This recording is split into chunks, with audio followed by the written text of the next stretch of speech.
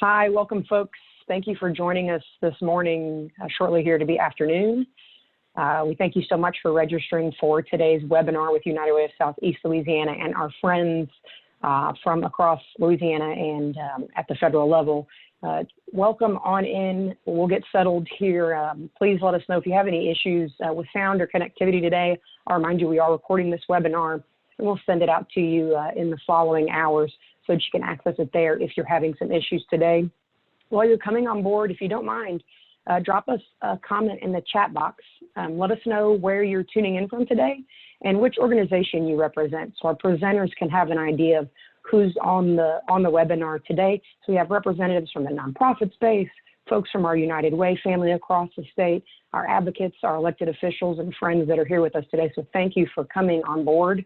We'll take a few minutes to let folks get settled and get on in. We certainly hope you've had time to catch your breath in the last few weeks and days as things are moving so quickly right now. And we certainly want to send our thoughts and prayers to everyone out there who is struggling during this time. And whether you're battling the virus itself, you know, a loved one or a family or a friend who's been affected, or yourself personally, or if you're dealing with the financial struggles, we're here with you and we're thinking about you. So certainly know our thoughts and prayers are with you there as well. As we mentioned, thanks for commenting. We've got folks from our friends here in Southeast Louisiana, the Boys and Girls Club, the Food Bank representative from Shreveport in Northwest Louisiana. Thanks for coming on. Our friends with the St. Bernard Chamber of Commerce. It's a pleasure to have you all on with us today.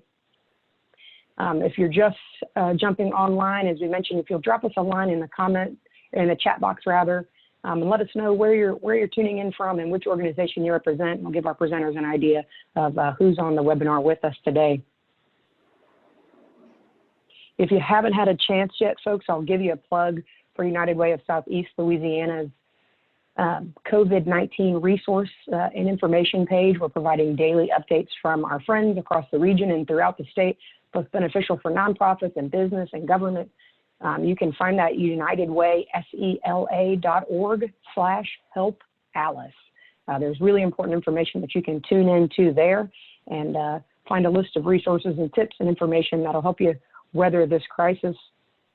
I want to thank some more of our friends that are tuning in from our region with JEDCO and the New Orleans Mayor's Office, our friends from South Louisiana and HOMA, United Way of South Louisiana. Thanks for tuning in, folks. Louisiana Appleseed.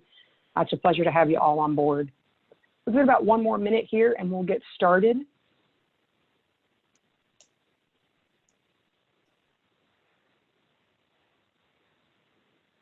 I see we've got Madhu, a lifelong friend of United Way from our Women United group. Thank you to the Women United members, both here in Southeast Louisiana and across the state, who are with us today. The voice that you lend to the work of United Ways, well, it's underappreciated to say the least. So thank you for all of you that are tuning in today as well.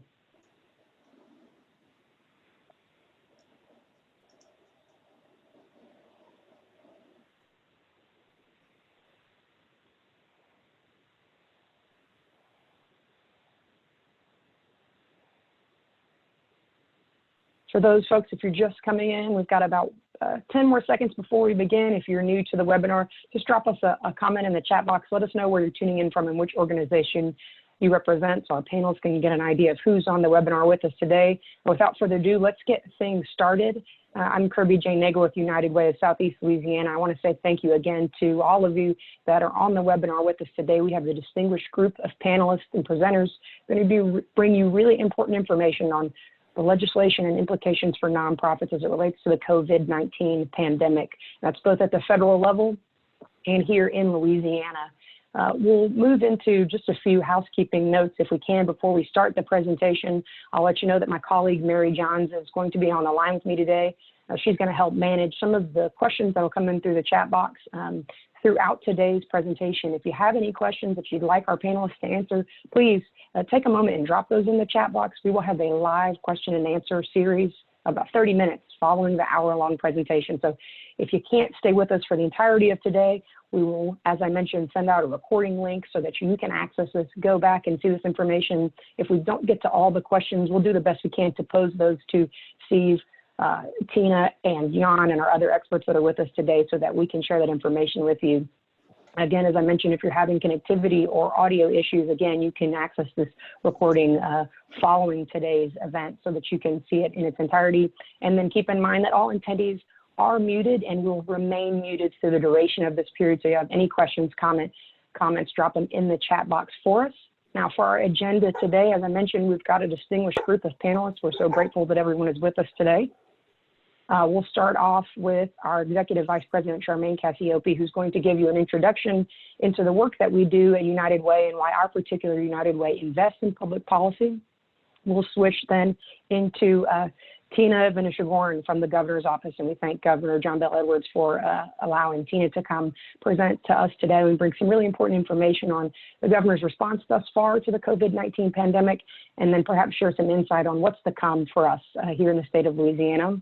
We'll switch gears again, moving to the federal level with a friend of ours from United Way Worldwide, and that's Steve Taylor, who's the public policy lead there. Steve's going to give us some information on the federal stimulus package that's come through and how that affects both United Ways and all nonprofits or charities throughout our state. Some advantages and bills that we can look to take advantage of, rather, so that we can maximize our benefits from this package. And then there are so many new pieces of legislation that are coming down the pipeline. So certainly he'll be able to share with us what the future looks like down the road.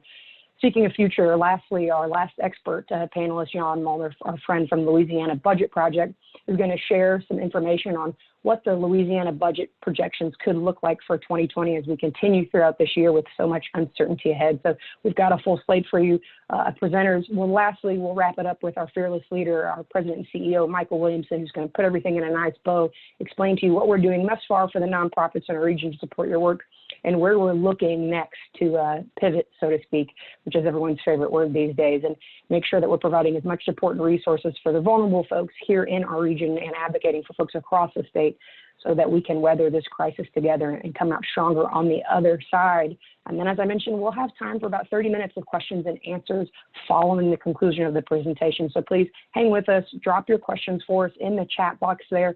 We'll get to them as we can. If there's anything that we can answer without the expert assistance, Mary's going to respond to you and provide access or resources and links that might be available on the web that can give you immediate help. Otherwise, we will pose those to the experts at the end. Without further ado, I'd like to welcome our own Wonder Woman, Charmaine Cassiope. Charmaine, thank you so much for joining us today. We'll get you unmuted in just a sec. Bear with us. Okay. There we go. We've got you, Charmaine. Well, thank you, Kirby, and thank you to everyone who's joining us today. I know each one of you, you're doing such important work within your communities to really help us heal and get through this crisis. And I want to thank you for that commitment. I hope this webinar is going to be informational and that it will be of value to each and every one of you participating today. For 95 years, United Way of Southeast Louisiana has been a leader and a trusted partner in improving lives and making a lasting difference. We have a bold vision of equitable communities where all individuals are healthy, educated, and financially stable. We have a plan. Our blueprint for prosperity guides all strategic investments in our programs, initiatives, collaboratives, volunteerism, and advocacy, all aimed at tackling poverty. In alignment with our blueprint, our public policy team advocates for bipartisan policies and programs that support our mission to eradicate poverty and to stabilize ALA's households. Those are households that are asset limited, income constrained, and employed. The reality is, the systems level change our community so desperately needs cannot happen without a laser focus on breaking down barriers for those living in poverty and struggling just to make ends meet. Working collaboratively across our sectors to advocate for smart, bipartisan policy in the areas of health, education, and financial stability takes us one step closer to actually realizing our vision of a true equitable community. Our deep commitment to public policy work has allowed us to move swiftly to support our communities during this COVID-19 crisis in some of the following ways.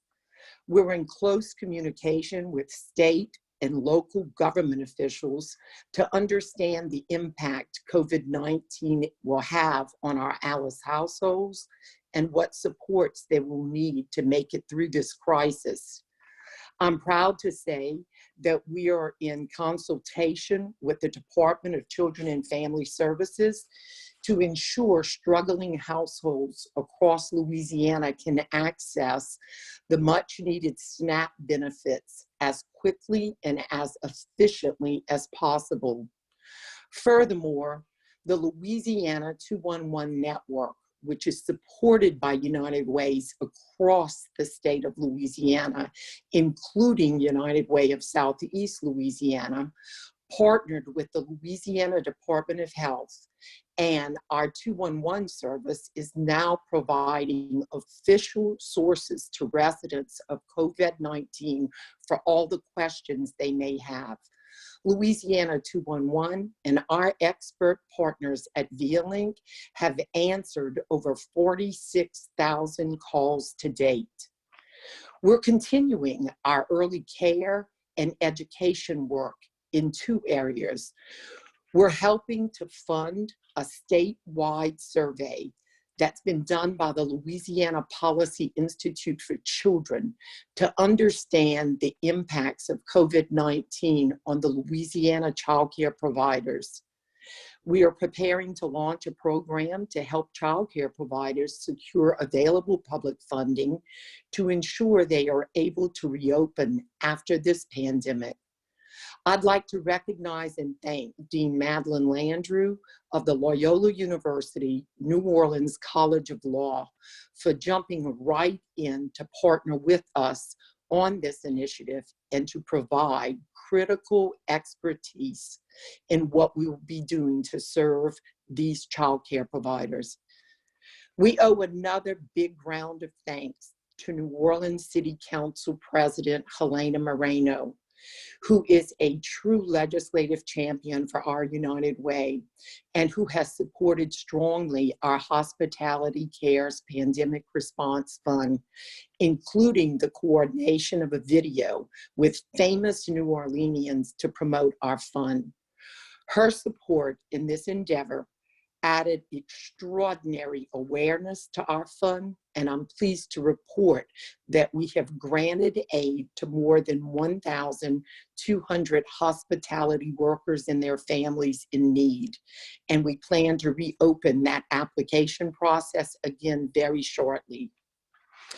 It is now my distinct honor to introduce to you an extraordinary friend and a real champion for the great state of Louisiana, Tina Venish-Gordon, who is Governor John Bell Edwards' special counsel and oversees policy, legislative, and federal affairs. Thank you so much, Tina, for being with us today.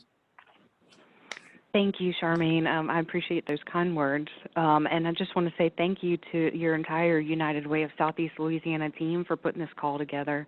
I am honored to have been invited to represent the governor, and I'm grateful for your ongoing leadership in these moments of disaster that we have in Louisiana.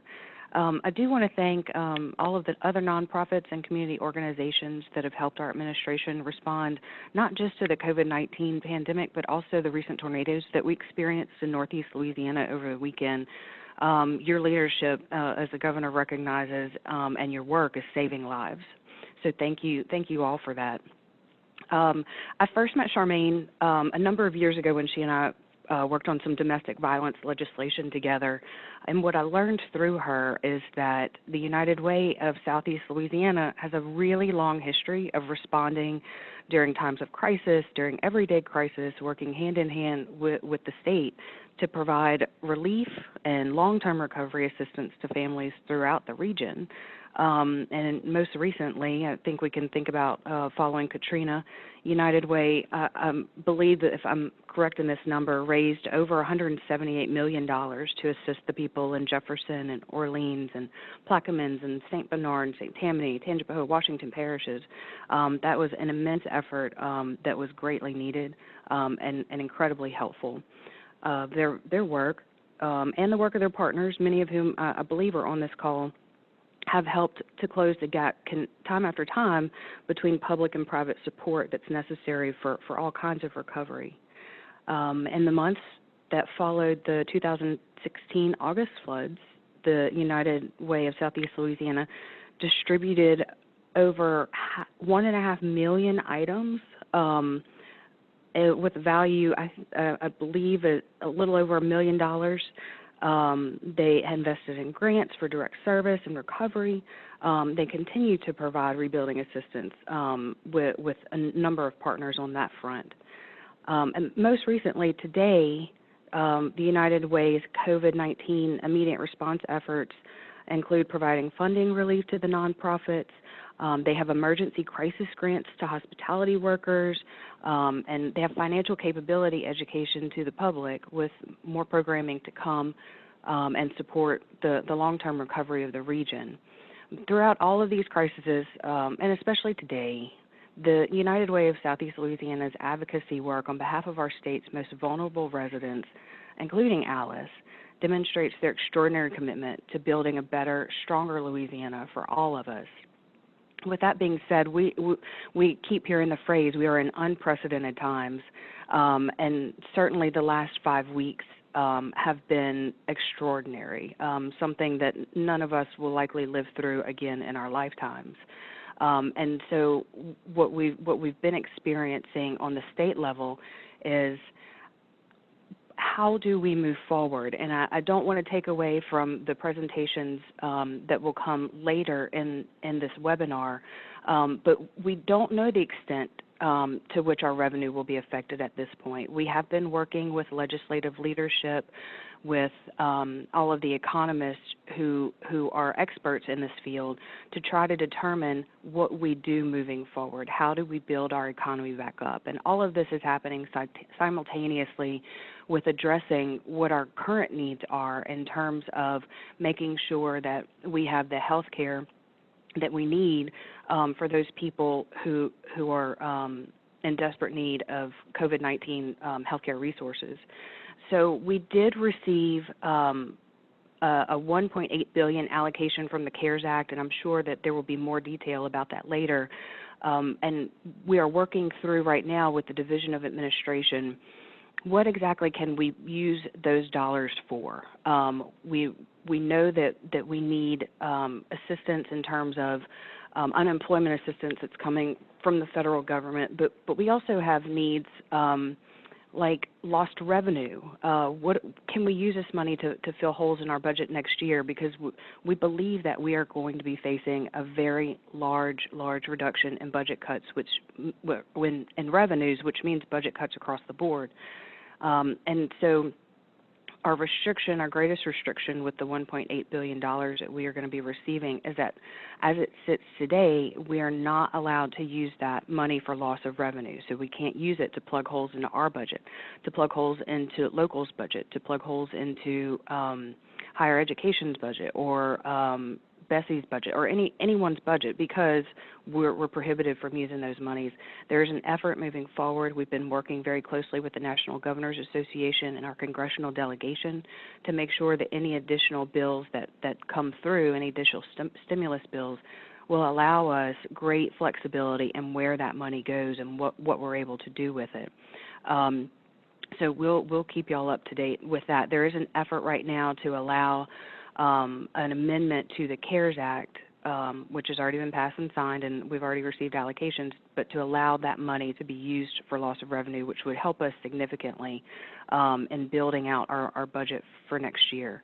But, moving forward, I know one of the things that Charmaine and I are in close contact about is early learning. And we owe an incredible debt of gratitude to all of our early learning centers around the state. They are on the front lines, and I know that probably sometimes this is taken for granted, but they have remained open primarily to provide for the needs of the healthcare workers that we have and other essential workers who have to be out there on the front line every day battling this disease. And they're going to be instrumental in helping us get back to what is going to become a new normal. We're going to be at this for quite some time, but as we start to build a plan to be able to move forward, to be able to get people working again and employed again, we're going to need those all of our child care partners and early learning center partners to fill that need that we need so that parents can get back to work. We do have,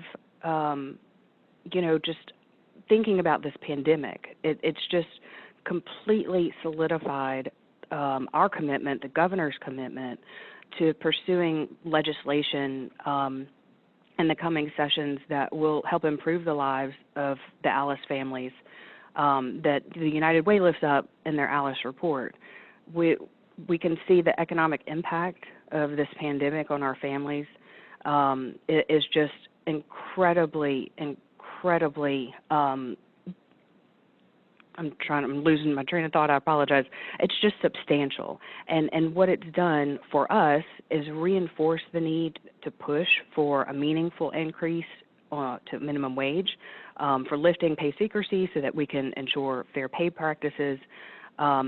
We know the governor is absolutely committed to early childhood, and that includes helping our centers recover. LED has a loan program that they've implemented to help with these things. We also will be receiving a $50 million application, or $50 million grant, that will come to the state for educational purposes. And so we are working on a plan right now with DOE to see how are we able to spend that money, where are we able to put the money, so that we can make sure that all of our education centers have what they need to assist us in getting our economy back up and running. It's a long-term process, but they are extremely vital in making sure that happens. There's also, and this I think is probably the most obvious to everyone, is that we have to have a robust conversation on paid sick leave and leave policies that will need to happen. What we know from our scientists is that the projections look like a wave. There will be a wave until some sort of vaccine is established by the FDA. And so we're in the top of the wave right now. We'll come back down. This will happen again. We don't know if it will happen to the same extent or not. And so we need to be having the conversations to make sure that we have family, we have people who have jobs who can stay home with their families when they need to. Right now we have some protections through the legislation from the federal government, but absent that, we have a lot of people working in Louisiana that would be in jeopardy with not being able to put food on their family's table. They wouldn't have the economic stability because of not having the paid sick leave. So that needs to be, we need to be having that discussion in a very strong manner going forward. But I will say none of these goals are achievable without y'all's smart advocacy strategies. Y'all are incredibly powerful, and your advocacy work is absolutely commendable and admirable.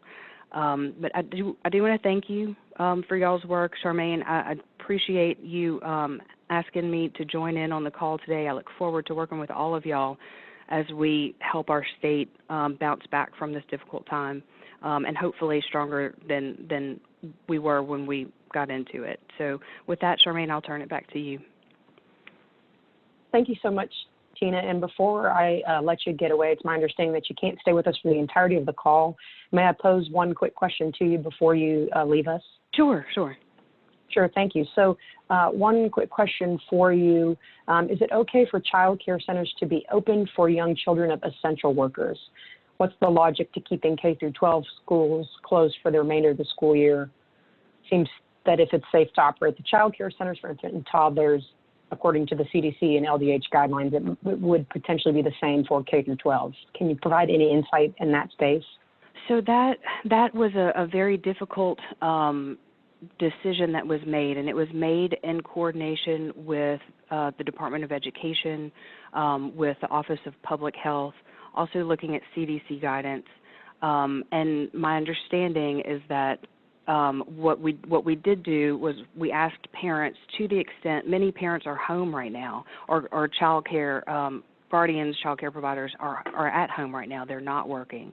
And so we asked, to the extent, or the Department of Education put out a bulletin asking, to the extent you are able to keep your children at home with you while you're at home, we're asking that you do that to make space available for the children of healthcare workers and other essential workers who have to go to work and who have to respond, because they're the key people that are battling this.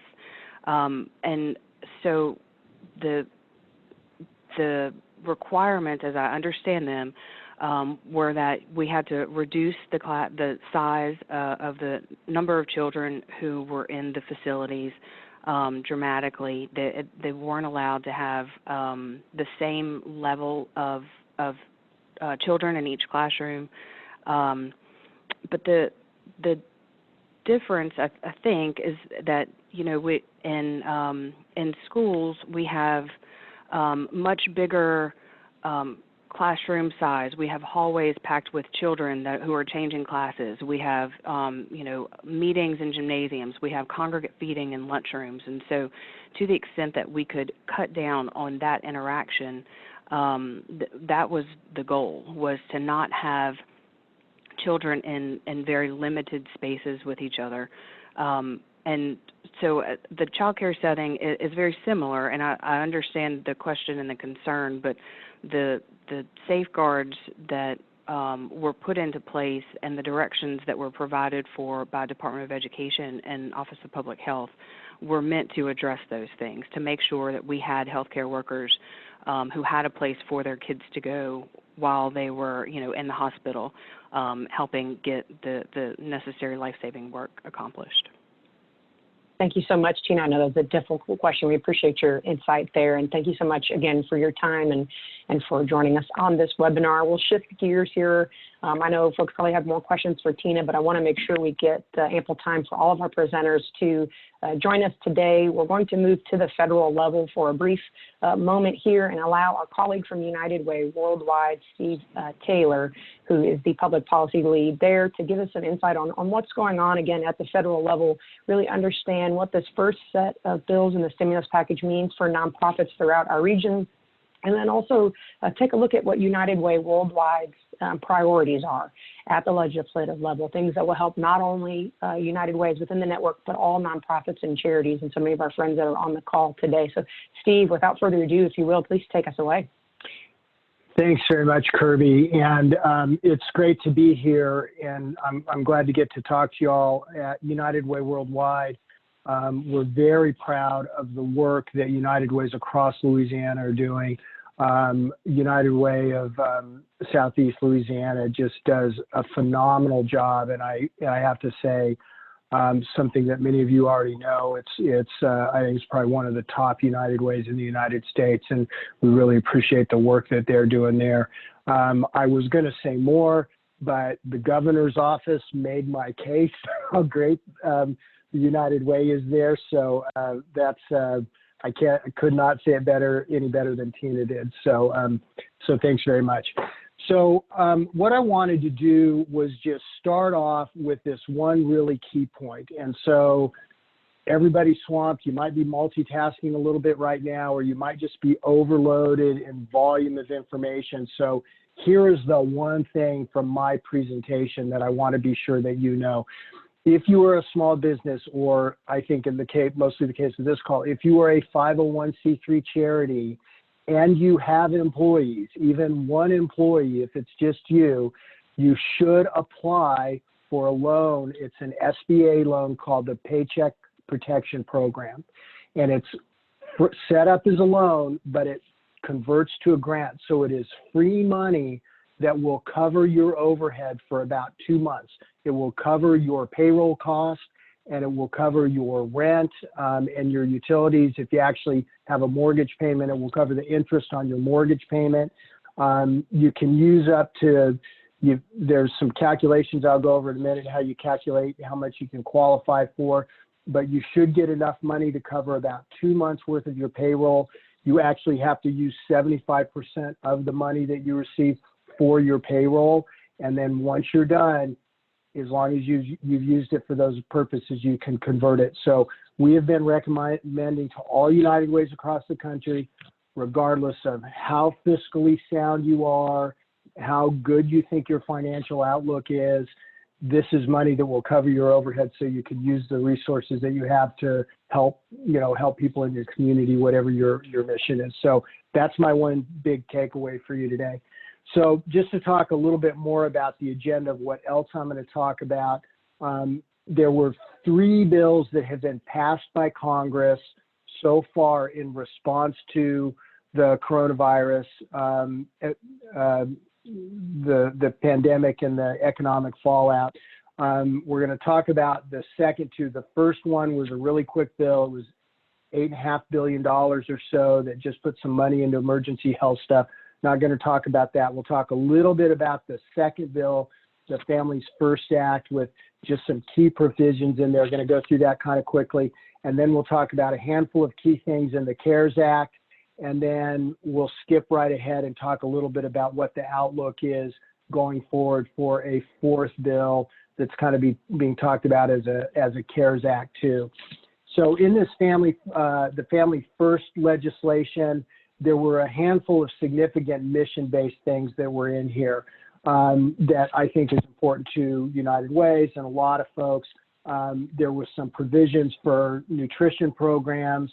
There was a really important issue that we've been working on where Congress tried to enact some new work requirements on SNAP.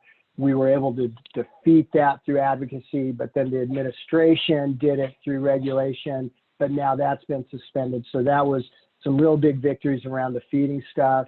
Also on the next slide, I think there were some provisions for health benefits. There were some good, so this bill, this bill was about $104 billion or so, something like that, over $100 billion, which, when we saw $8 billion, we thought, wow, that's a lot really fast. And then we saw $100 billion, we thought, wow, that's a lot really fast. And there were a couple other provisions in here, and I'll just mention beyond the health provisions on the next slide. Some leave benefits. So what I want to say about the leave benefits, and there's a couple of slides here.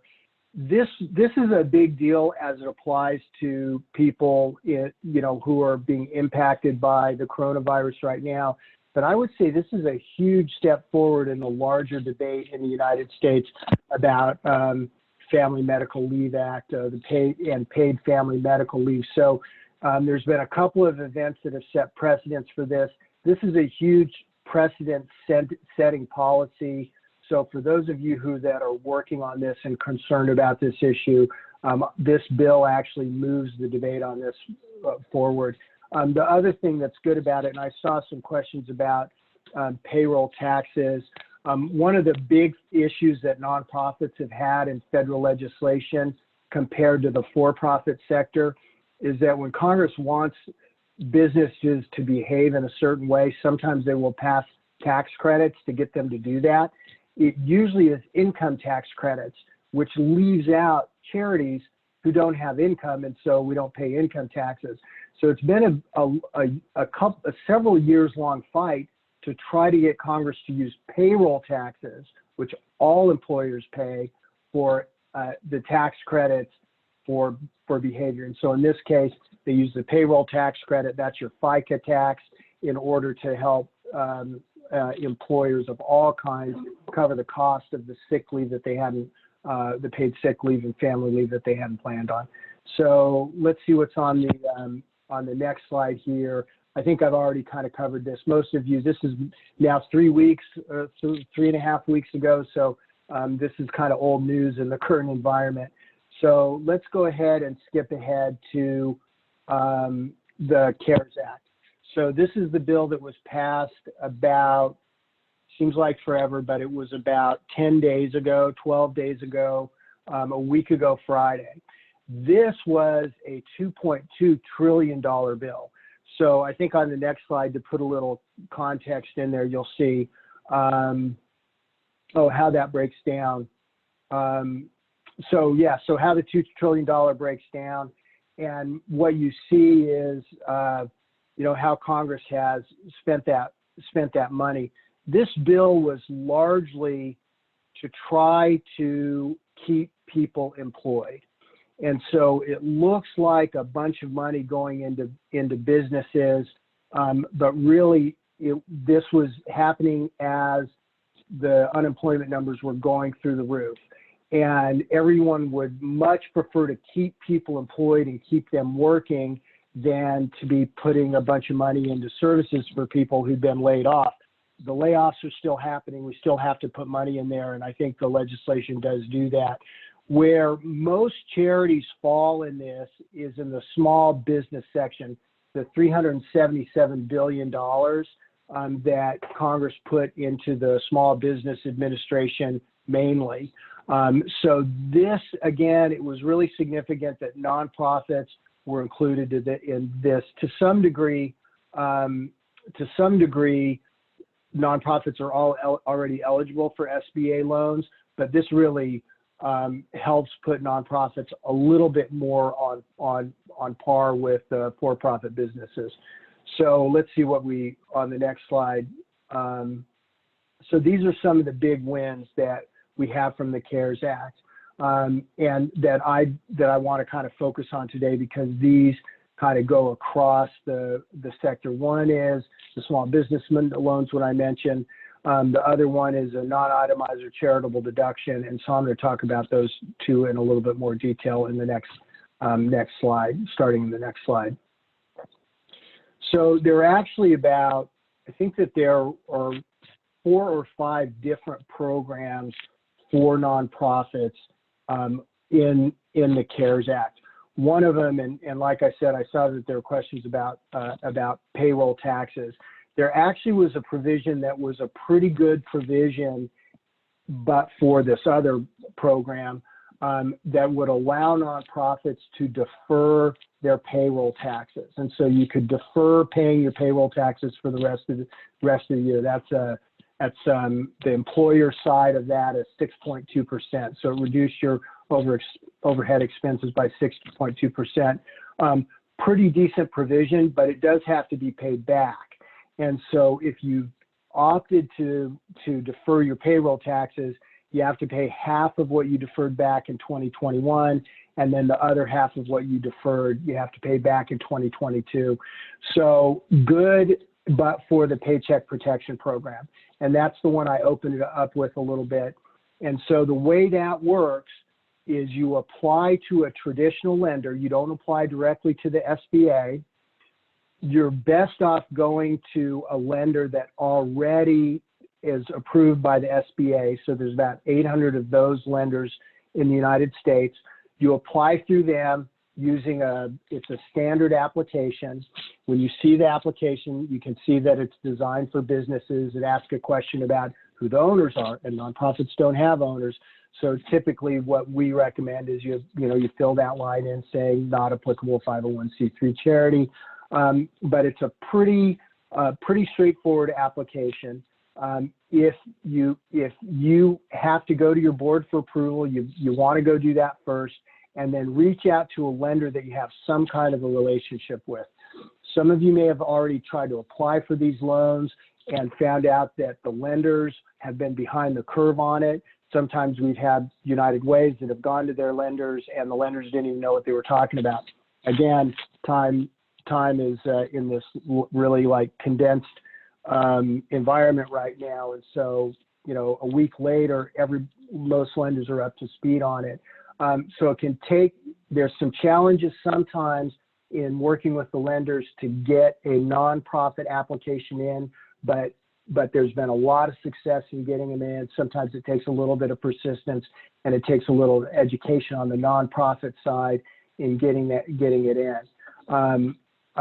Some of you, if you haven't heard much about this, it may sound like it's too good to be true. There must be strings attached.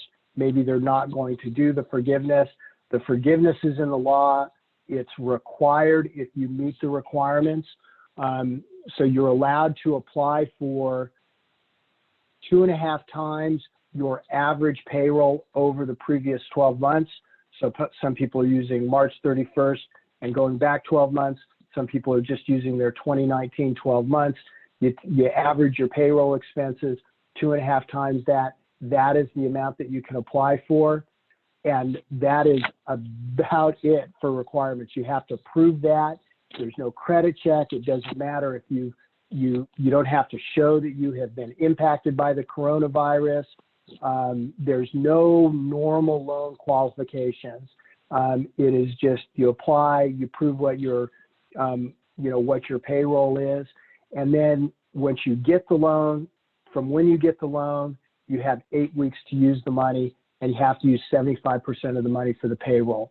So you don't necessarily have to hire back employees that you've laid off, but it's almost impossible to use the 75% of the funds for payroll unless you're pretty close to fully staffed or staffed in the range. So they started taking applications on the 3rd. Today's the 15th. This program is $349 billion. They've used roughly $220 billion of it so far. The remaining $100 billion or so probably will be gone within a week. And so I'd urge you to apply now. What I will say is that there's an effort to put more money into this program. And so Congress is actually convening tomorrow. The Senate is convening to debate a provision that would add $250 billion more into this program. It's caught up in some politics right now. The Republicans in the Senate want to move just this provision with nothing else attached. The Democrats want to add a couple of other provisions, probably provisions on the merits that, that a lot of us on this call would support. So that is pretty political. We're letting that play out. But even if it doesn't happen tomorrow, there will be another big bill that will come, which I'll talk about in a few more minutes. There will be another big bill that will come, and that bill will include more money for this program. So just apply for this program. I think I'm kind of got myself behind time. So what I just want to do is mention on the next slide is about the non-itemizer deduction. United Way's relied very heavily on private donations. It's the vast majority of our revenues through private donations. We have a small number of big donors that carry a huge, amount of the weight. We have millions in the United States. We have millions of donors who work in workplaces and make small donations. And on average, those workplace donors give us less than $300 a year. There is a new non-itemizer deduction for the 90% of people who don't itemize their taxes. They just take the standard deduction, a new deduction just for those folks. And my guess is that for most of you on this call who get private donations, you're probably getting small donations. And so I would just urge you to take advantage of this new 1 year just for 2020 non-itemizer donation, promote it. And all the evidence is that even though people give for the right reasons, they're influenced by tax policy and tax incentives. So I would just encourage you to do that. And why don't I yield back my time now, and then maybe in the question time, if people want to know about what's next. So this is a good slide to leave up for a second. If they want to know what's next in the advocacy, I can answer questions then, but I'll turn my time back over now. Yeah, perfect, Stephen. We've got a number of questions specifically around the payroll protection program, which I think I know you'll be able to answer. So we'll make sure we save ample time there. At this point, Mary, I'll give you a couple seconds to get these slides advanced as we bring in our next presenter, our longstanding partner and friend, Jan Molnar with the Louisiana Budget Project. Jan, I know you've done a great deal of work already helping to educate the public on what's to come down the road, if we can even begin to fathom, I guess. And so we thank you for your time today, sharing your insight on some potential budget implications for Louisiana, and really the need for funding for states. That is a critical need, and we heard from Tina. We know these dollars are getting here, but the need continues. So, Jan, without further ado, thank you so much. Thank you, Tina, and I want to thank everybody at United Way. Michael and Charmaine are long-standing friends, and we couldn't do our job at the Budget Project without them. And I want to especially thank them for the Alice report. I can't think of a lot of reports get written, and I can't think of one that has had more impact in the public's understanding of poverty in Louisiana, and particularly the idea that poverty is something that happens to working people. The vast majority of people who struggle to get by in this state are people who have jobs and just don't make enough money to get by. If we can go to the next slide. I also want to thank Tina and for her comments, which echoes some of what I'm going to talk about. And she mentioned that we don't really know how this is going to impact the budget yet. That is absolutely true. We know a couple of things, though. We know that every state just about is poorly positioned to deal with an economic recession like we're in. And that's because states, unlike the federal government, of course, have to balance their budget. And when a recession hits, and I think it's safe to say we are in a recession, probably the deepest one that we've had since the Great Depression, if not ever, the need for government services at the state level goes up, and the resources, the tax revenue that's to pay for those services goes down. So we know that's going to be true in Louisiana and every state. The other thing we know is that Louisiana is probably one of the worst prepared states to deal with an economic recession. Couple of reasons for that. One is just the structure of our economy. We are heavily dependent on tourism revenue. A lot of the jobs that have been affected are in tourism. And we also have the double whammy of being heavily dependent on the oil and gas sector. And as we all know, that has practically collapsed in the last month for various reasons, some of them global, some of them just having to do with there's not a lot of demand for oil and gas right now because nobody's driving. And both of those things prop up our budget. So when oil goes from $60 a barrel, which is what our budget projections are based on, down to $20 a barrel, I think it's a little above that now, that is going to have a massive impact on the state budget.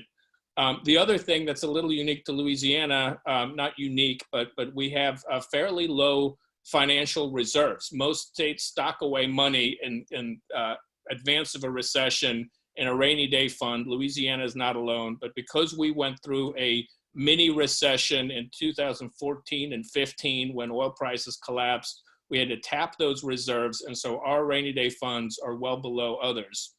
And we also know that we have some problems with the unemployment system, and the cost of higher education has gone up very quickly in Louisiana.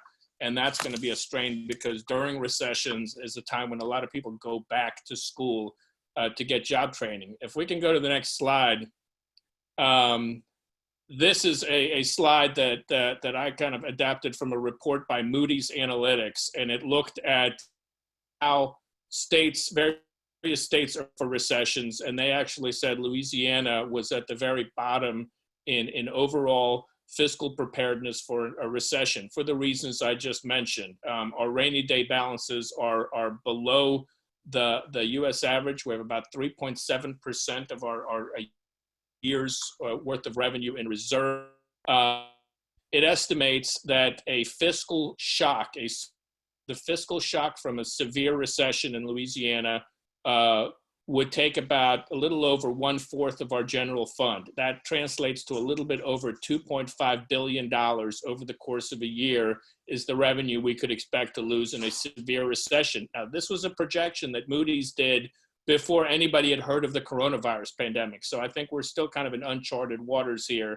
And even if you count all the reserves we have, the total shortfall would be about 20% of our budget. So if we can go to the next slide. How is this going to affect? Well, personal income and sales taxes make up about 2/3 of general fund revenue that the state takes in every year. When you think about, right now, the unemployment in Louisiana, about a little over, 270,000 people have filed for benefits. So we're looking at, about 15 to 20% of the workforce is out of work, who had jobs a month ago. The gambling industry brings in about $60 million a month into the state treasury. That industry has been completely shut down. And that's just the taxes paid on gambling proceeds. Again, mineral revenues are going to take a massive hit. And then you have, smaller costs like courts. Our court system is largely based on fines and fees. We get a lot of money from hotel and motel taxes that come in from tourism. Nobody is staying in hotels right now. And we have Goldman Sachs and others estimate that this is going to continue at least through 2021. So we are not looking we're not just looking at a bad budget cycle right now, but probably for at least a little over a year. And another important thing for Louisianans to understand is that when we've had disasters in the past, when we've had hurricanes and natural disasters, there's usually been a fiscal bounce afterwards, because when Katrina destroyed much of South Louisiana, there was a lot of rebuilding that happened afterwards as people replaced their cars and rebuilt their homes, and that created economic activity. We're not going to see that same kind of bounce this time. So if we can move forward, the bottom line is when a recession like this hits, states become uniquely dependent on the federal government for help. And there's been, as Steve mentioned, a couple of bills passed so far, and there's more on the way. The most important thing that happened in the first major stimulus bill was a change in the Medicaid match rate to an extra 6.2 percentage point contribution by the federal government. That's the good news. The bad news is it doesn't apply to the Medicaid expansion population. And it only lasts for the duration of the public health emergency. What that means is that if we somehow start recovering and we're no longer in a public health emergency, we may still be in an economic emergency, but according to the law right now, that Medicaid bump would go away.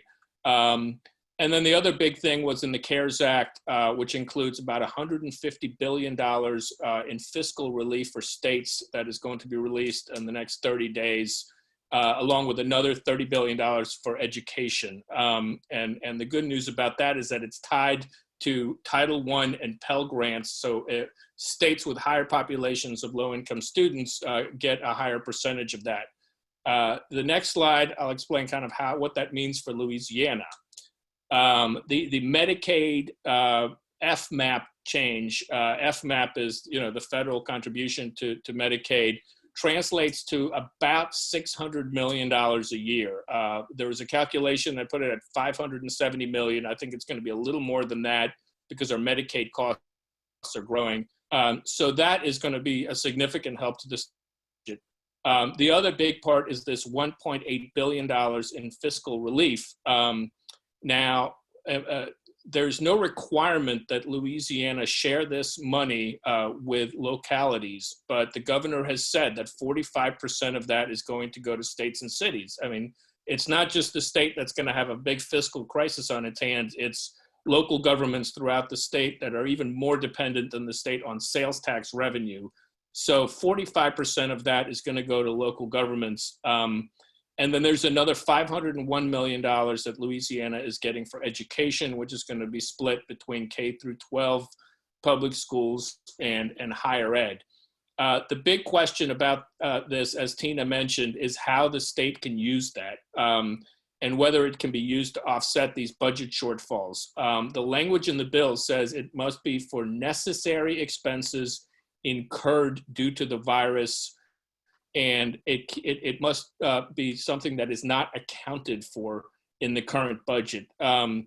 There are people who think that that language is broad enough to say, well, if you lose revenue because of the storm, because of the virus, that money is not accounted for in the budget.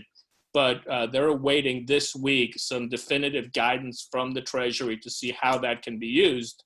The other big question is how to distribute this $800 million or so that's going to go to local governments. You have cities, towns, sheriff's offices, local authorities all over the state that are going to be suffering revenue shortfalls, and the state has to decide how to distribute that money. That is going to be a big deal for the legislature when and if they come back. If we go to the next slide, and then I want to wrap it up and turn it over to questions. Some key upcoming dates. The Revenue Estimating Conference is the state panel that is charged with deciding exactly how big this shortfall is going to be. They were supposed to meet in early April, but they pushed that to early May. There's a good reason for that. They're not going to have the data on sales and income tax collections that really reflects the impact of this virus until early May. So they'll get that data and then they'll meet and we'll get a good sense of what the shortfall looks like, not just for the current budget year, but for next year. We have a legislative session that should be just getting cooking right now, but instead they met for a week and then took off. That session has to end by 6 o'clock on June 1st. It's almost certain to be a special legislative session following the adjournment of the regular session.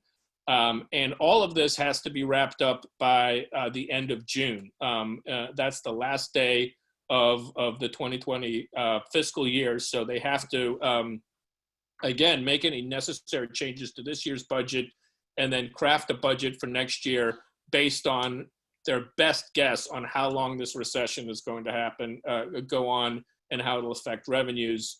And then the key piece of this is what Congress does next. C4, the fourth stimulus bill, as Steve said, is under discussion right now. There was a report that came out yesterday from the Center on Budget and Policy Priorities that estimated states are going to need at least $350 billion in fiscal relief to keep their budgets whole and to keep them from having to make deep and damaging cuts to healthcare, education, other public services. Last slide, and that is, how can states respond? I was very gratified to hear Tina say that we need to talk about paid sick days. There's no law in Louisiana right now that requires them, but 12 states are those laws on the books. I think if the virus has taught us anything, it's how important that can be for people who are employed. Paid family leave, the United States is the only major industrialized country without a paid leave at the level, but there are a lot of states, 9 of them so far, that have implemented them on the state level. And that's something that would help create more resiliency for the next crisis.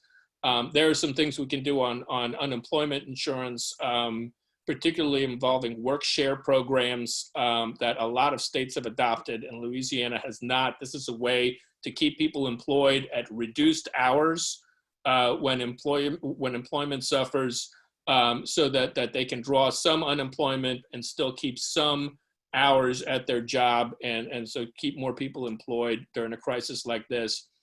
And finally, I think we need to have a big conversation about broadband access. Schools are going to be closed for the rest of the year. And when schools close, that I think disproportionately hurts children from low-income households. And many of them don't live in households that have access to high-speed internet. So a lot of instruction is moving online, and we need to have a conversation about how to create access and make that a public utility so that everybody has access to this if we're going to be in an environment where more children are doing more of their learning at home. With that, I know we have probably lots of questions, so I will turn it back. And again, thank you so much. Yeah, thank you, Jan. We really appreciate your thoughtful insight there. Before we get to the questions, we'd like to take a few minutes to hear from Michael Williamson, our president and CEO, who has some important information on the way in which our organization has responded up until this point to support our nonprofits and really where our next steps are moving forward. Michael, if you will, share a few thoughts with us at this point. Thank you.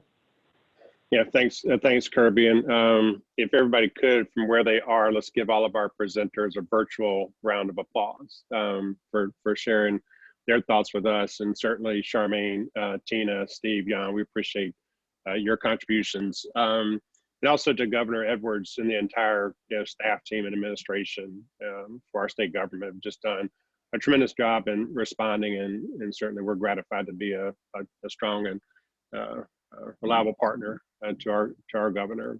Also, I know Charmaine gave a shout out to Helena Moreno, the president of our City of New Orleans Council. Certainly want to kind of add to that and thank Helena for her help in promoting all the work we're doing here at our United Way. Also to our board of trustees who have been unrelenting in their leadership and support of our organization, making it possible for us to move quickly so that we can respond as best as possible. And to that point, also want to thank our 20,000 plus donors, advocates, and volunteers that every year provide us with the resources. So on day one of a crisis, we are there to respond. Also to our staff team, Kirby and Mary and Pam, who were essential in putting this together for us, but the dozens of folks behind the scenes at United Way that are working diligently and often don't get their names mentioned, but want to make sure they know how much we appreciate their support. A few of them are on the call with us today. And also to our partners, our community impact partners. I saw Keith Liederman and others on this call. Thank you so much for everything that you're doing. We continue to pray for you, your staff, those you serve, and certainly hopeful that when we get to a new normal that we can do all we can to support your operations. So real quick around our response. We were able to respond very quickly with a $100,000 contribution to the Greater New Orleans Foundation's Pandemic Response and Restoration Fund, which was designed to stand up local nonprofits like our friends at the Councils on Aging and the Food Bank. And so we're so excited to be able to, within 24 hours of the launch of that fund, be able to make a contribution that we feel is substantial and hopefully be helpful. Since then, we pivoted to the need for our friends in the hospitality industry that represent Alice, many we know represent Alice, and these households are asset limited, income constrained, employed, as you've heard mentioned throughout the call. But we started out with a $250,000 investment from our United Way. We were followed by gifts from Entergy, Stephen and Sandy Rosenthal, and others that made it possible for us to amass in total a little bit more than $1.1 million. And to date, I think we're a little bit north of 1,300 applications that have been approved, offering emergency crisis grants to hospitality workers. And so we're just so blessed, and follow us on social media just to see the amazing stories that folks share with us about, what those grants have meant to them. And once again, this is because of generous donors, large and small, folks that have contributed, I think over $60,000 online to support this program. And now we're turning to what can we do for you, our nonprofit partners, both from a policy and advocacy standpoint, but also from a resource development standpoint. So we continue to work with our partners like Steve at United Way Worldwide to identify any resource we possibly can to bring to our state and to our region to try to help Alice households in particular recover as quickly from this crisis. We've been here for 95 years. And so our plan is to be here for another 95. And for every day that we're here, we're going to do all we can to respond in blue skies and gray skies in times of crisis. But when times might be well for some, they're not great for others. And once again, that's our Alice households. And so with that, I just want to say, it's been a pleasure to see all the folks on this call. More than 100 folks tuned in, which is so impressive. I think it's important for us just to remind each other that, to get through these types of tough times, we must band together. And so we once again appreciate all of you for joining us. And I'm going to kick it back over to Kirby for the Q&A. Thank you so much, Michael. Looking dapper as always. I feel like maybe all of us on the call, I would like to think we've been dressing this way every day amidst this crisis, but perhaps not. Let's get things kicked off with the questions right here. So we had a couple that were submitted ahead of time via email, and I want to get one of them off the top because he also commented, Kenny from the crew of Orpheus. They're a 501c4, not a C3. So how does that affect the eligibility for some of these federal programs, specifically looking at perhaps the payroll protection program?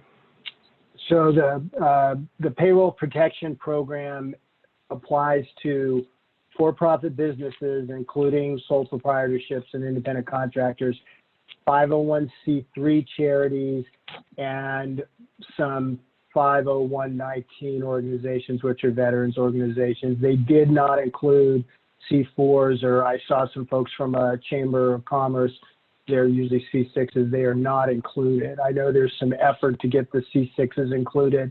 I don't know if that will happen, but C4s are not included in the Paycheck Protection Program. Great. Okay, while we're on the payroll protection program, Steve, I'm going to hit you with a couple of these as quickly as I can. So when we're talking about leases that are reimbursed from the PPP loan, can you define those leases? Can we get reimbursed, for instance, for copy leases, parking leases, or is it just specifically property? Yeah. So first, let me just generally say there is not a ton of guidance, and the guidance that was created was done very quickly, and there's some gaps, and there's not a ton of guidance yet. And the way that the program is going to work is in two phases. One is apply for the loan, and then the second phase is apply for forgiveness.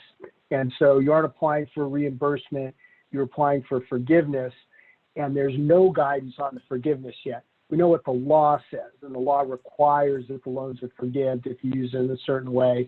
And the guidance does say you have to use 75% of your loan amount for payroll.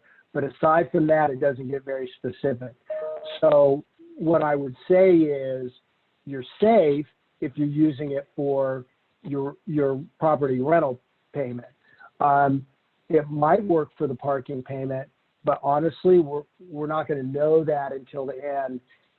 What I would say is if you're only going to have 25% of the total loan amount to use for everything else, the utilities, the rent, mortgage interest, whatever it is.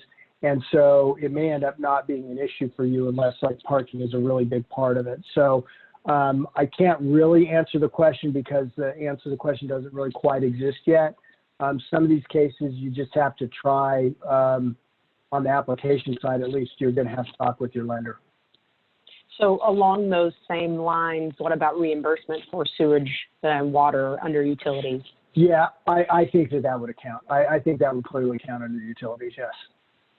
Okay, so let's, one more on the payroll protection plan.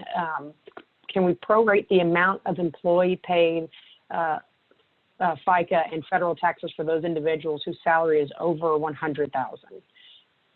Yes. Yes. So there's actually, I don't think I included in this, there's actually a calculator for that. But basically what you do is you add up all of your salary for 12 months, divide it by 12, you add up all of the salary amounts for individual salaries over $100,000, divide that by 12, and then subtract it. And so you get the bottom line is you get the portion of an individual salary who may make more than $100,000. You get it up to the $100,000 for that person, and then you just can't include the excess over $100,000 in the calculation. Okay, I'm going to stick with the payroll protection plan just for a few more minutes. Until you stop me. That's right. Well, we can play that game, have no doubt. What about for organizations that were not established prior to February 15th? Any hope, any options, any assistance that might be available to them under the plan? Well, I think on its face, you would be precluded from the Paycheck Protection Act. I am not sure about the other programs. For instance, the payroll taxes credit, whether you might be able to use that. I'm not sure about that. Definitely not the Paycheck Protection Act, though. Okay. One more for payroll protection plan. Is there any guidance on whether or not an organization will be penalized for not rehiring when the loss of an employee was planned? Well, so there's a little bit of leeway in the forgiveness as far as like the actual numbers. So on the application form, you have to put down your current number of employees. And so if you've already let some people go, it just says your current number of employees. But the catch really is when you're calculating your loan amount, you're basing your loan on your payroll, probably pre-layoffs or largely pre-layoffs. And so I think what they're counting on is that if you've let people go and then you have to use 75% of the funds on payroll, you will have to bring people back. It doesn't matter why they're gone. It doesn't matter if they were leaving on their own and they had plans to leave, or whether you laid them off, or whatever the reason is. It doesn't really matter what the reason is. And it's not about individual workers. It's about your workforce. And so the number of employees, the number of people that you pay. But your forgiveness, it does look like, there's a little bit of leeway in the actual numbers of employees that you have at the end, as long as you use the money for them. I'm going to ask you two more quick ones on the PPP before we switch gears. If your business bank account is not listed as an approved lender, may you apply through any SBA approved lender? So two parts to that answer. One is the law actually permits lenders who are not SBA approved to apply to be approved for these loans. So it's an additional form that goes in with the application for a lender that's not SBA approved. So you actually don't have to go to an SBA lender. We are recommending it just because it will be easier. It's one less form, and it's a lender that has experience with the SBA.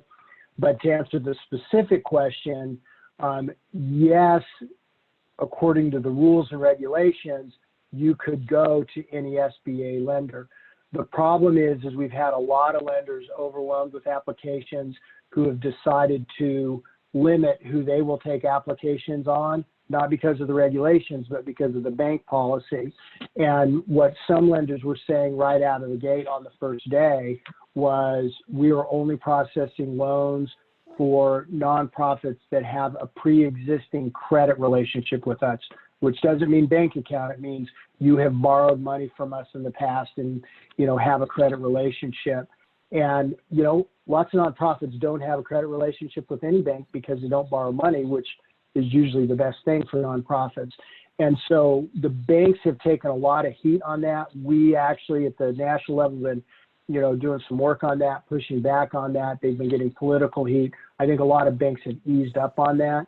But I would look at a community bank in your community, even if you don't have a relationship with them. I'd look at community banks that are already SBA approved. They seem to be having the best luck for nonprofits. Great. One last one before we switch gears here. Can you discuss the interaction of tax credits in the payroll protection program? Yeah, that's a great question that I'm glad someone asked. So for instance, the payroll deferral program, the law, you are prohibited from doing both of those. So you can't take a paycheck protection program loan and do the payroll deferral. So I'm really glad you asked. You have to choose one or the other. We recommend paycheck protection programs. There are some other SBA loans that you can do with the paycheck protection program. So the emergency, it's EIDL, emergency injury disaster loans, which are a pre-existing loan program, which has been expanded. That is a loan program. That's a loan that you have to pay back. The terms are pretty good. I think maximum interest is 2.75%. I think it actually, in fact, is more like 1%. So it's a pretty good loan program. It's not as good as a loan that's forgiven. It is not forgiven. You have to pay it back. But if the Paycheck Protection Program doesn't work for you, you could also apply for the emergency, the EIDL loan. There's a $10,000 grant that is associated with that loan. So if you apply for that loan, you're supposed to be able to get $10,000 up front within 3 days. That hasn't been happening. But if you end up not qualifying for the loan, you get to keep the $10,000. So there's a little bit of free money in there. But I would just suggest that, what I'll say is I know of maybe 120 or 140 United Ways that I know of that have applied for the Paycheck Protection Program, and maybe a half a dozen have applied for the EIDL. It's not really a great, it's not a great option. It's better than shutting your doors, though. Right. So it sounds like the faster you can get in these applications right now for the payroll protection plan, the better off you are, especially if this money is soon to run out. We've got a couple of questions that pertain specifically to education. First off, is there any legislation to revise the policy around vaccine compliance in childcare and K through 12, including adding the COVID-19 vaccine to recommendations, assuming it comes down the pipeline? Currently, a parent can sign a waiver to vaccine administration for personal or religious objections, which allows for an unvaccinated child then to be on a school campus. So I think that's a state policy question. I'm not aware of anything at the federal level, but I certainly don't know everything that's going on at the federal level. But I maybe if it is federal, I have not heard anything about that, but I do not know everything that's been going on. Any insight to share, Jan? I wish I did. I don't know the answer to that. Yeah, that's a good one for you. We'll certainly have it is a state policy question. Thank you, Connie. We can have our folks, our public policy team, do some more research there to help track down an answer for you there. This one, Jan, will go to you as well. Any budget projection yet on the impact of COVID-19 on the MFP for school districts based on the 2020 count?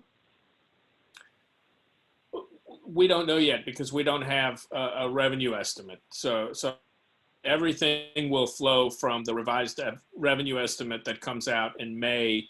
And again, the first job they're going to have is to rebalance this year's budget, which is going to be out of whack. We thought we had a surplus, and it's going to be in deficit. And then as they build next year's budget, the good news about the MFP, of course, is it's a formula and it's in the Constitution. So it becomes very tough to cut the MFP. So I think, although, a lot of parts of the budget are vulnerable, but I would think the MFP is less vulnerable. What might be vulnerable are things like the money recommended for teacher pay raises and increases. We thought we were getting back to a place where we were going to grow our spending modestly the way we used to before the Great Recession. That's going to be up to Bessie, and I don't know where they're leaning on that, but I think it's going to have a lot to do with the overall revenue projection. But the most vulnerable areas are going to be higher education and the Medicaid budget, because those are the areas that are unprotected and generally are exposed to cuts during times like this. Great. Thank you so much, folks. If you remember, we've got another comment here from Connie who submitted the comment. So the MFP calculation includes state revenue and tax, and the FMAP, as you referenced earlier in your presentation. So thank you, Connie. And as you mentioned, we'll follow up with you. Steve, another question from you. And folks, we've got about 15 minutes left. If, for those of you that are still hanging with us, if you do have other questions, you can drop them in the chat box for our experts to address. Steve, what kind of challenges do you think the unemployment benefits at essentially time and a half will have on employers' ability to get laid off workers back during the 36-week period? Oh, you're on mute on your end, Steve. Okay, good. Thank you. Glad you caught me before I spent too long answering. The unemployment program is, basically a state program. And then for those who don't know what I'm talking about, there's this federal supplement of $600 a week. I'm not sure for how long that goes, but it's $600 on top of whatever the state benefit is.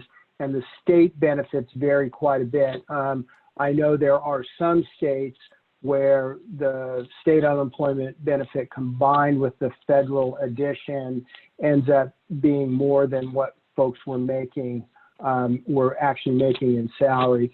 And so I know there was some debate about that in Congress. I think it is a minority of states. And the question makes me think that maybe Louisiana is one of those states where the total of the unemployment benefits is higher. And, that question, though, it sounds a little bit more like a philosophical question about, what motivates workers to work. And, I think most of us have faith that most people work because they want to work. And so I think most people would rather be back at work than on unemployment benefits. So that I kind of have faith in that, I guess. I don't know if I can answer the question beyond that. I don't think most people or states want the federal unemployment benefits reduced. So for what that's worth. Thank you. Steve, let me ask you a couple of federal advocacy questions. One, when we're looking at the payroll protection plan, do you see any opportunity to advocate to not have the FICA taxes subtracted from gross salaries, or also to not back out the federal taxes for those salaries? They account for about 25% of gross salaries that we still have to cover. Yeah. That nonprofits and small businesses will have to cover after the loan. Yeah. So I think this is kind of where President Trump was headed at the very beginning, wanting to have a payroll taxes holiday. And so both employees and employers would just not have to pay payroll taxes, which ends up being, all together ends up being about maybe 15% or so. I don't know. I know total benefits might be in the 25 or 30% raise, but I think those taxes in particular are probably about 15% of the total amount. So I think that's where Trump was going originally. I think Congress decided to go a different direction. I think that earlier I talked a little bit about the option. You have this option of deferring your payroll, at least on the employer, the payroll taxes on the employer side. I think on balance, for most employers and probably for most employees, I think you've got where things landed are probably as good or better as if you did a kind of a payroll thing. I do not see a scenario where Congress would do that in addition to what they've already done. I'd look to them building on the program, on the direction they decided to go. Perfect. Thank you. So we've got about 10 minutes left and still critical mass as far as folks on the call. Let's do one thing, Steve, for me if you can. One, maybe address some of the forthcoming advocacy opportunities to create ongoing support for our child care centers locally. At the federal level, we have so many of our friends that are on the call today that are leading high-quality centers that are struggling to access PPE, to keep their centers safe, to keep their staff safe. Can you touch on that opportunity if it exists? And also, if you will, in about the last 6-7 minutes here, if you can just kind of give us an insight on what this next stage of legislation might look like for us. Yeah. So I wonder if Mary could go back to my slides and go back to about, there was a slide about what's next. I think, and so that just touches a little bit on what United Way is working on, what to expect. That's good. So, here. So, my big caveat here is that there are so many critical issues. There's so many critical issues to charities that are on the ground doing the work, providing services.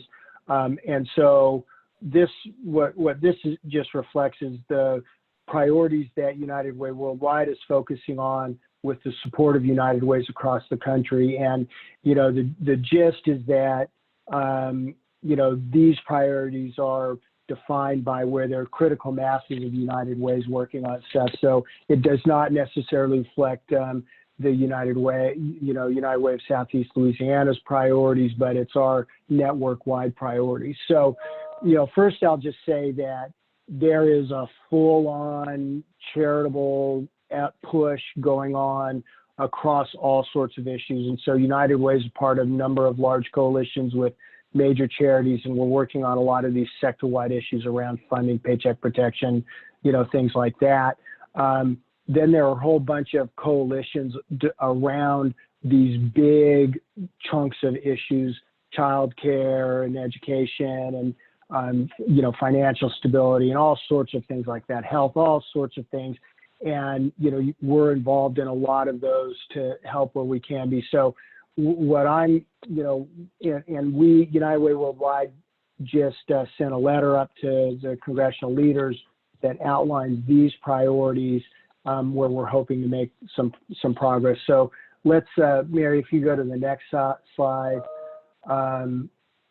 And what I would say is, this one is on the sector stuff. Let's go to the next slide. So this is kind of broad-based stuff. This is expanding the charitable deduction to try to incentivize more private donations. This is charity's version of selling stuff. So businesses are selling goods and services. We are raising donations. This is our private source of revenue, so we're prioritizing that. And if you add up all nonprofits together, we're about 10% of the U.S. workforce. As a single workforce, we're third. We have about 12.5 million employees. And so we're focusing on being sure that our members of Congress are aware of that as they're trying to keep people employed. The sector is an important place for that. And then there was some discussion earlier about 211. We're trying to get a stream of funding, or at least a chunk of funding in this bill, to help support our 211 efforts, which, of course, the 211s refer a lot of those calls out to the folks who are on this call. So on the next slide, I think we get into some of the substantive stuff.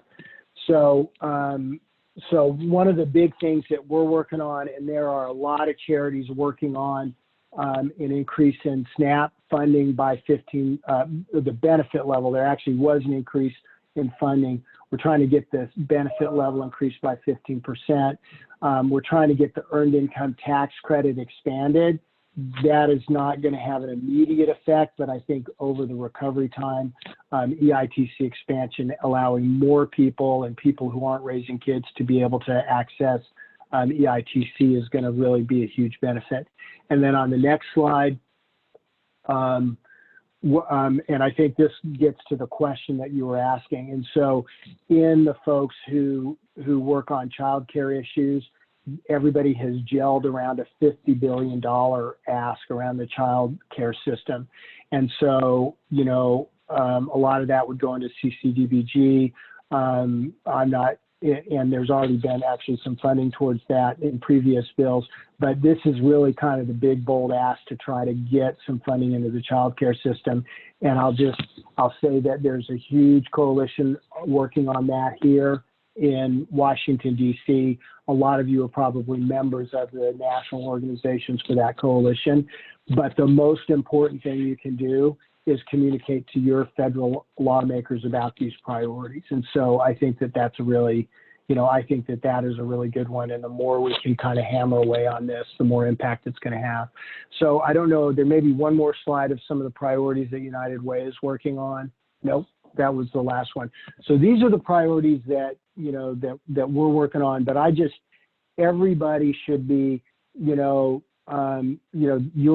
United Way in New Orleans is working very hard on this advocacy stuff at the state and federal level. And so to the extent that they ask you to support the calls to action that they do, I would just urge you to follow their advice and contact your members of Congress. The only way we can really influence them is by direct communication with them. So I think that hopefully that covers it. Yeah, Steve, that's the perfect segue. Without any further questions, I want to thank all of the panelists and our attendees for joining us today. Steve, Jan, Michael, Charmaine, and Tina, it's a pleasure. And Mary, Johns, we appreciate your help on the back end here facilitating this call. As I mentioned, Steve, you made the perfect segue, and a reminder for folks that if you aren't connected to United Way of Southeast Louisiana's advocacy work already, you can do so. You can receive our action alerts, which will give you, as Steve mentioned, some tips on ways in which that you can influence our local, state, and federal elected officials and let them know what priorities are important to your United Way or your nonprofit, your child care center, or other important pieces of work. Do so by visiting unitedwaysela.org/advocate. You can sign up for the advocacy alerts there and stay connected to our work. If you have any additional questions at the conclusion of today's call, please drop a line to either Michael or Charmaine and let them know if there's a particular area of work that we should pay more attention to, get involved with. We would love to hear from you. And again, a reminder, we will send a recording of this call out to everyone via email tomorrow, along with the slide deck that you can access that way as well. Thank you again to everyone who joined us today, and we look forward to seeing you here in the near future. And as we mentioned at the beginning of this call, our thoughts and prayers are with you all as you continue to live in this new normal, and we work together toward a stronger, brighter future for all of us. Thank you.